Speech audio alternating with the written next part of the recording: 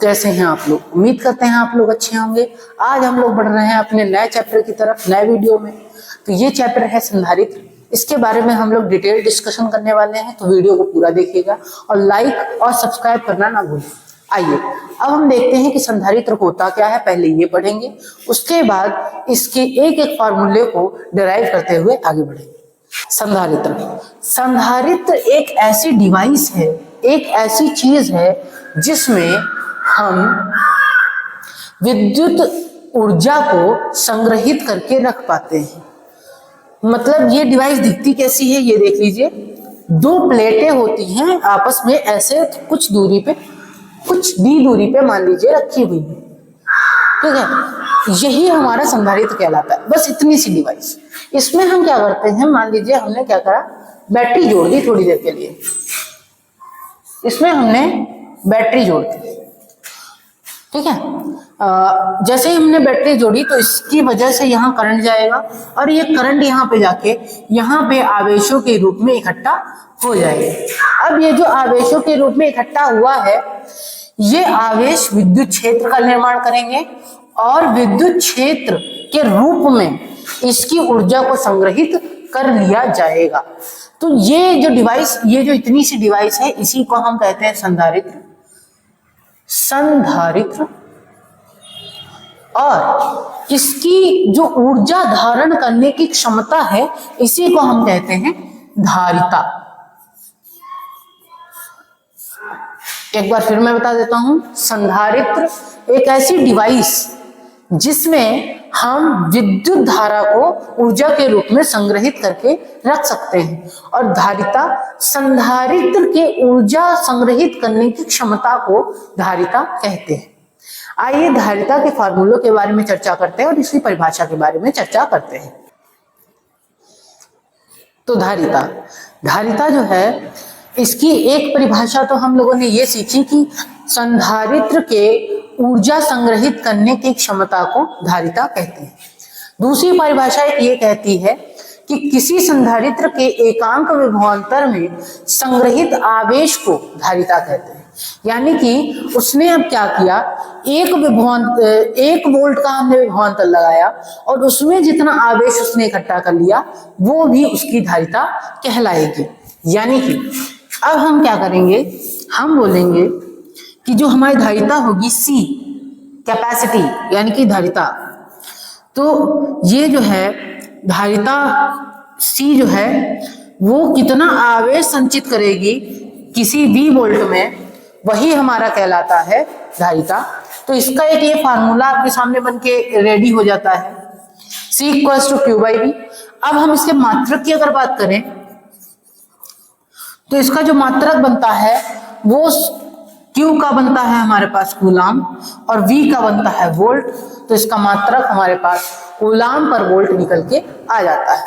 आइए अब हम जो है दूसरे फार्मूलों की भी चर्चा कर लेते हैं। संधारित्र के एक नए फार्मूले के बारे में चर्चा करते हैं कि ये फार्मूला हम ड्राइव कैसे करते हैं, वो आप देख लीजिए। हमने जो अभी एक फार्मूला पढ़ा है वो है C = Q/V। एक ये फार्मूला था।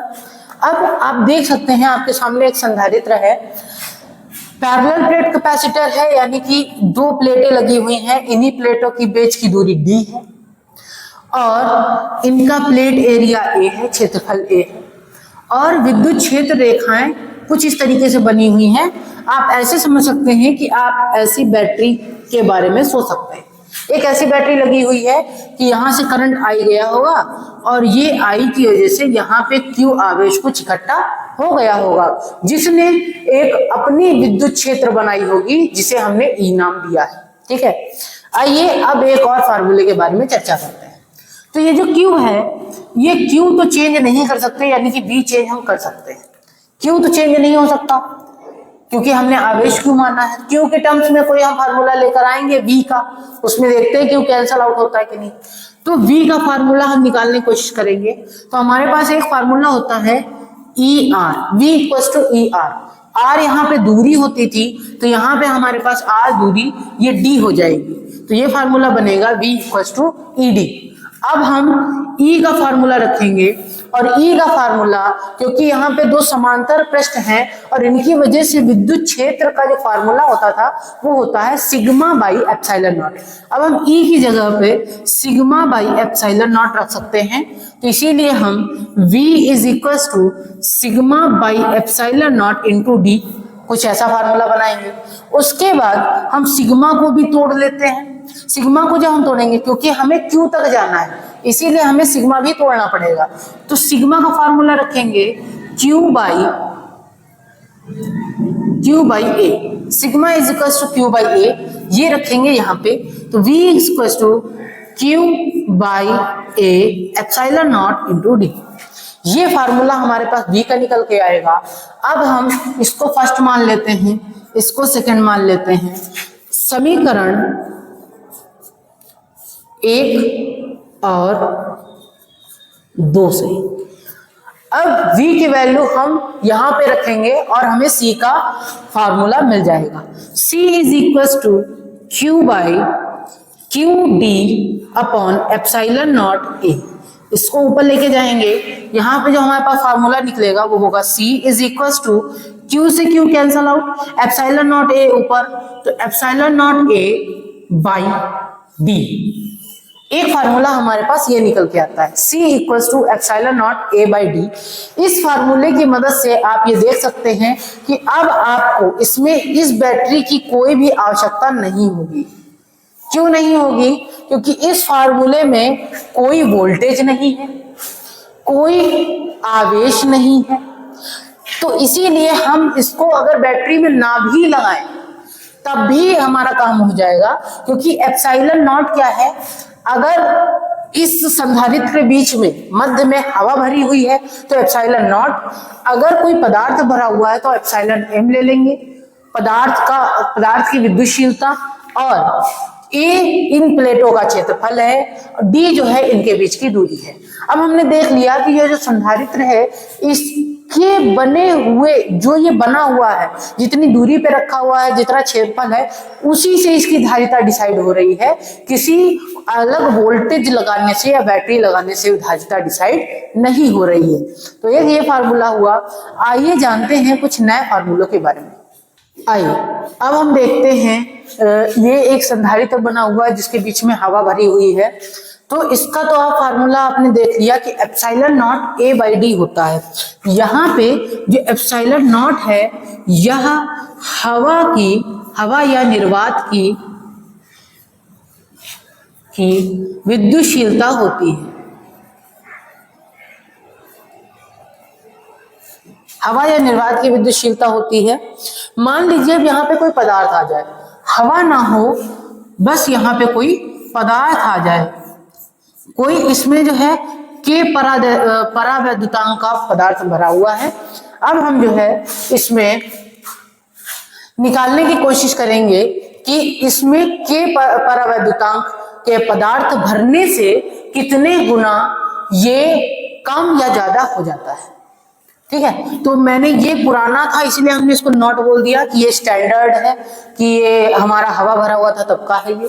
ठीक है, तो सी नॉट मैंने इसको बोल दिया। अब हम क्या करेंगे, इसका जो फॉर्मूला बनाएंगे वो होगा C is equal to epsilon M A by D, क्योंकि अब हमने पूरे में पदार्थ भर दिया है इसीलिए वहां पे एप्सिलॉन नॉट ना होके एप्सिलॉन एम हो जाएगा।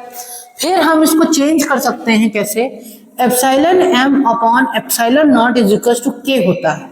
के हमारे पास परावैद्युतांक था, ये माध्यम की विद्युतशीलता और ये निर्वात की विद्युतशीलता।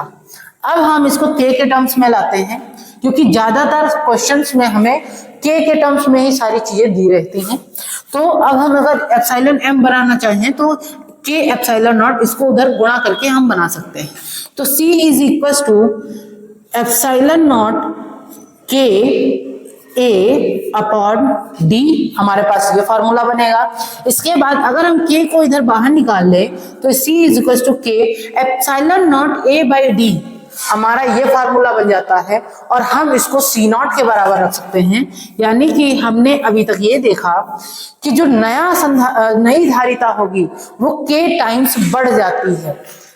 अगर मैं पानी की बात करूं, इसके भीतर अगर पानी भर दिया जाए तो पानी का K का मान कहीं कहीं 80 लेते हैं, कहीं कहीं 81 लेते हैं। तो मैं अगर 80 के हिसाब से चलूं तो जब इस पूरे में पानी भर दिया जाएगा, मान लीजिए कि इसकी पहले की धारिता कुछ C0 है, तो पहले की धारिता C0 है जब हवा थी, और उसके बाद जब मैंने इसमें पानी भर दिया तो K उसका 80 है, तो उसकी जो नई धारिता होगी वो 80 गुना बढ़ जाएगी, 80 गुना बढ़ जाएगी। तो ये फार्मूला हमें ये बात का प्रमाण देता है। तो ये फार्मूला हो गया। इसके बाद हम लोग नए वीडियो में चर्चा करेंगे कि जब हम इस पदार्थ को आधा ही भरे या कुछ T मोटाई का परावैद्युत पदार्थ इसमें भरते हैं, तब क्या धारिता निकल के आती है उसके बारे में चर्चा करेंगे। और इस वीडियो को देखने के लिए बने रहिए हमारे साथ। धन्यवाद।